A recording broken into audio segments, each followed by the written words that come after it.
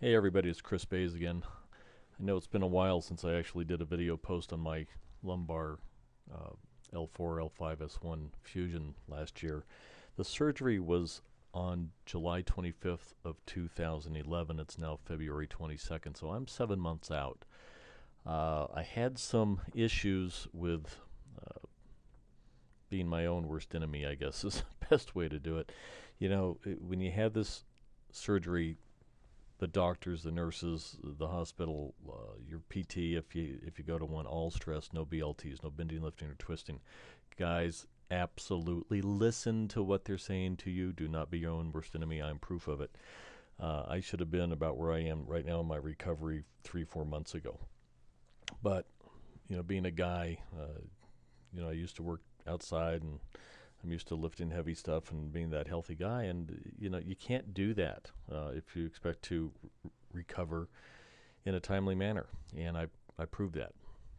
What you're looking at on the screen is the back view of my spinal fusion. It's kind of cool. Here's the screws that go in, and here are the rods that go through the screws.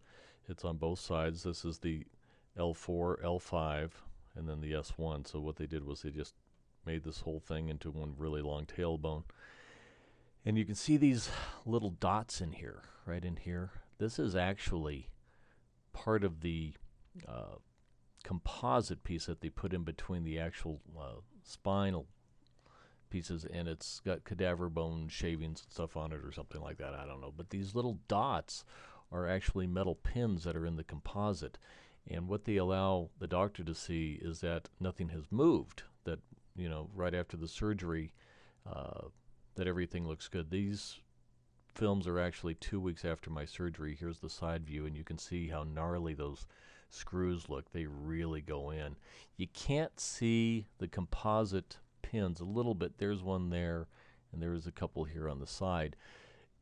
And what that shows the doctor is that nothing's moved, that everything's still healthy looking. No comments on my flat butt there. Very funny, guys. It's actually just cut off. I have a great looking butt, so don't be laughing at me. So we'll go back to here. Really important. I just can't stress this enough. Don't be your worst enemy. You should be really pretty well healed 5, 6 months out. You should be pretty much back to life as normal.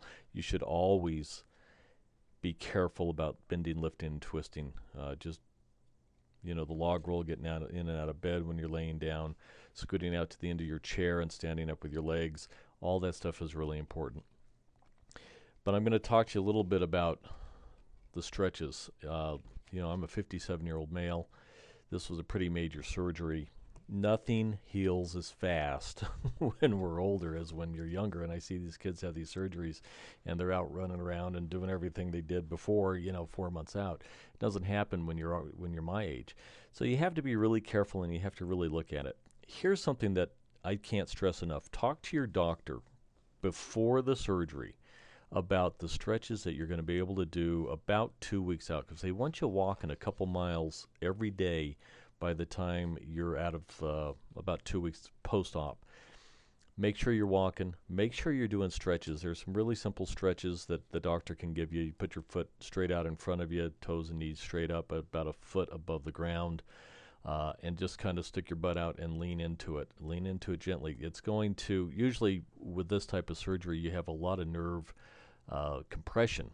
And during the surgery, they do a lot of nerve work, decompressing nerve that it may have been screwed up for months, years, or decades. I mean, it just depends on how bad your back was.